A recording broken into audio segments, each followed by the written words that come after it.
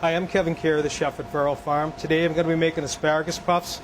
I have some fresh picked asparagus cut from our fields this morning. I'm just going to slice them into 1/4-inch slices. You just want to leave the fibrous ends at the bottom, just discard them. And we're going to take our sliced asparagus and we're going to add it to some hot olive oil with a medium-high heat. And we're just going to saute them for a minute. And before I cut the asparagus, I took it and soaked it in some chilled water and we removed it from the top to allow this sandy sand that comes attached, because asparagus is grown in sandy soil and you want that sand to settle to the bottom, and I do that once or twice. So now that I've sauteed it for just a minute, I'm going to bring out that brilliant green color. I'm going to add some shallots, salt, pepper, some fresh thyme. Just give that a minute. This recipe makes about 24 2-bite pieces. And now I'm just going to add my white wine. That's going to deglaze any flavors and help steam the asparagus as well. Add a little acidity to it. At this point, I'm going to add in my heavy cream. Let that reduce a bit. And I want to reduce that cream by about half. Let it thicken a little bit. Okay, when that cream is just about reduced by half, I'm going to add in my Parmesan cheese. Just going to give it a toss. Just bring it back up to a simmer. I'm just going to remove it and add it to a shallow container where I need to thoroughly chill it in the refrigerator so I can wrap it in the puff pastry at this point. Okay, now I have my puff pastry sheet. I've defrosted in the refrigerator overnight. You can pick some up at the supermarket. Just buy it in the frozen section, leave it in the refrigerator overnight, then you can unfold it and it's ready to go. What I'm going to do is I'm going to cut them into 2.5-inch squares.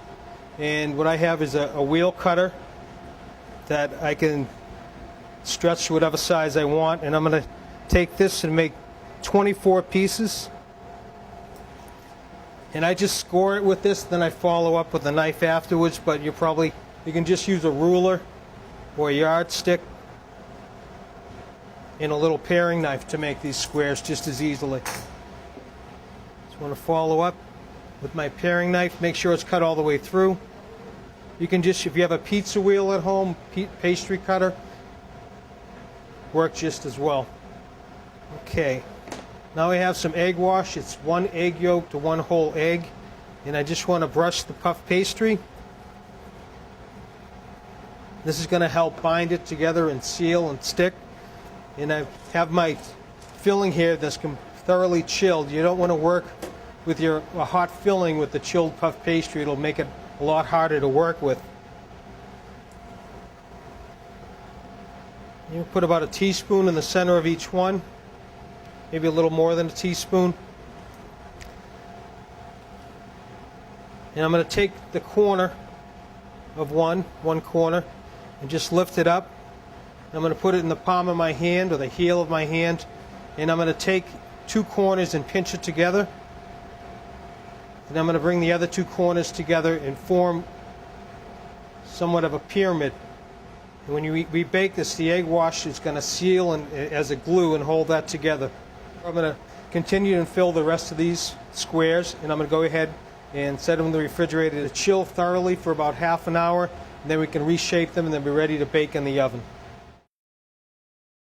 All right, I have here my asparagus puffs. They're thoroughly chilled. I just want to make sure that they're chilled so they get nice and firm so we can shape them so they're nice and uniform. Sometimes if they get too warm as we're assembling them, they get misshapen, and when you chill them, they're easier to shape so they look nice and uniform, and that's one of the things about hors d'oeuvres. If they have a nice uniform look to them, it makes them more appealing. Also, puff pastry bakes a lot better if it's chilled going into a hot oven. It's more likely to get the puff action between the layers of fat in the pastry sheets. It's going to puff up a lot better in brown. When I have these I have nice points to each one of these, and I pinched them so they're going to seal and not open up. Some will open up a little bit, it gives it a nice look. And I'm just going to brush the tops with a little more of that egg wash of egg yolk and a whole egg mixed. That's going to help give a little browning action to it as well as seal it on the outside.